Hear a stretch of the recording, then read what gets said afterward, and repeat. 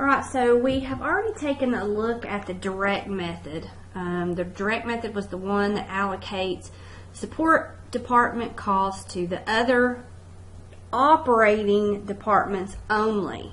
Okay, so there's no allocation from one support department to another support department under the direct method.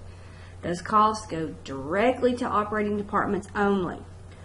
But what we're going to look at now is called the step-down method. It's also commonly referred to as the sequential allocation method because we're going to do these steps in a particular order.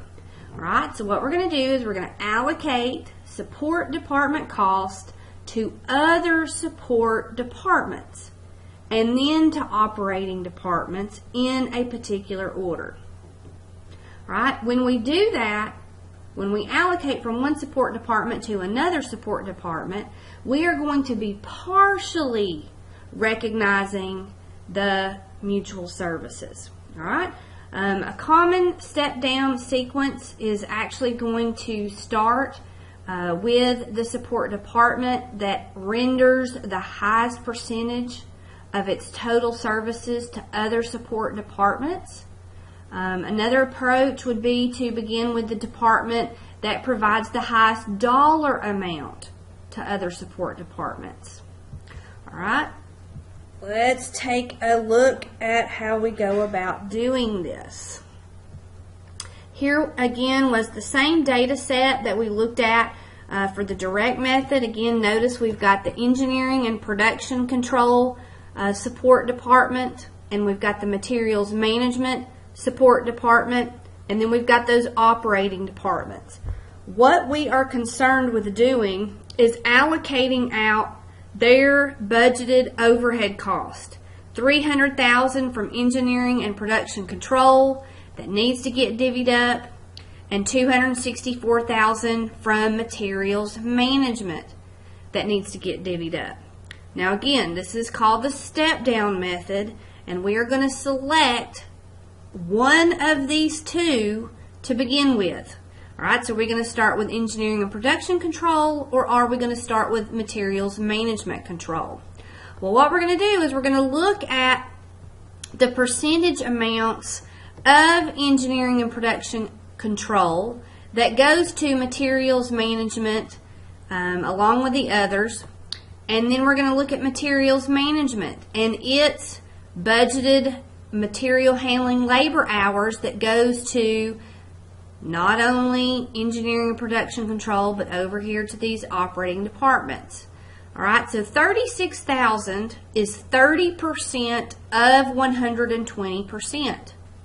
And then 400 labor hours is 10% of 4,000. Recall what I said, larger dollar amounts, larger percentages. Notice that the 36,000 or 30% is higher than this 10% down here. Alright, so engineering, 30% of it is for materials management. So we're going to start with engineering. And then once we allocate out the engineering's $300,000, materials management will get so much of that. And then we're going to allocate out materials management, but we're only going to allocate out materials management on to the operating departments that are left, the machining and the assembly. We will not take any of the second materials management and allocate it to the engineering and production control. We just won't do that. Alright, so let's start with the step-down method and our first step. Alright, so we're going to start with the support department and its particular cost. We're looking for the support department with the largest support to another support department based on percentage or possibly dollars. Alright, so 30% was going from engineering to materials management. So that's what we're going to do is we're going to start with engineering and production control, where 30% of it is going to go to materials management. Alright, and then we'll do the second step will be After we get the amount allocated to materials management, we'll then take materials management and allocate it on to the operating. So if you go back and look at the prior slide, engineering and production control had $300,000 worth of overhead that needed to be allocated out. 30% of that is going to go to materials management based on our step-down method. So $300,000 times 0.3 means $90,000 is going to go straight over to be allocated into materials management. And then the rest of it goes to those operating. 50% goes to machining, and the remaining 20% goes to assembly. All right? Therefore, materials management after this first step is going to have $354,000 now sitting there needing to be further allocated. All right, so the second step would be to allocate that out.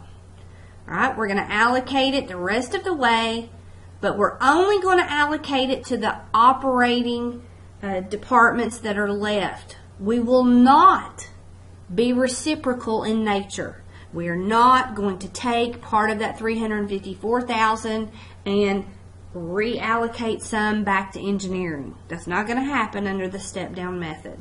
All right, so just take this second step. We're going to do $354,000, and we are going to only allocate it to the two remaining operating departments. Again, those were getting done based on labor hours that were budgeted. 800 out of 3,600 goes to the machining, which works out to be 78,667. Again, what are we doing? We're taking this weight right here, which works out to a percentage, and we're multiplying that times the 354,000 in order to get this number. And then the rest of it is going to go to the assembly department. But again, you can still do the math. 2,800 over 3,600 equals a percentage. Multiply that times 354,000, and you would get 275,333. Notice that these two numbers right here add up to this. All right? None of the 354,000 went to engineering and production control.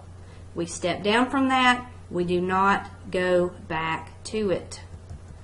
All right, so here's how that looks. Again, we did engineering and production and control first, our first step, because they had 30% of their salaries going specifically to materials management. We compared that to materials management's 10% of their labor only went to engineering and production control. So the 30% was larger. So that's why we started with engineering and production control. So 300,000 got divvied up. 90,000 went to materials management, that brother or sister support department. All right, so that means the 264 plus the 90 is sitting in there at 354. The rest of the 300 went straight on to assembly and straight on to machining. And then our second step was to take the 354,000 and allocate it on further, only to machining and assembly. We did not allocate some back to engineering and production control based on that 10% budgeted hours. We didn't do it. We'll cover the step-down allocation method in the next video.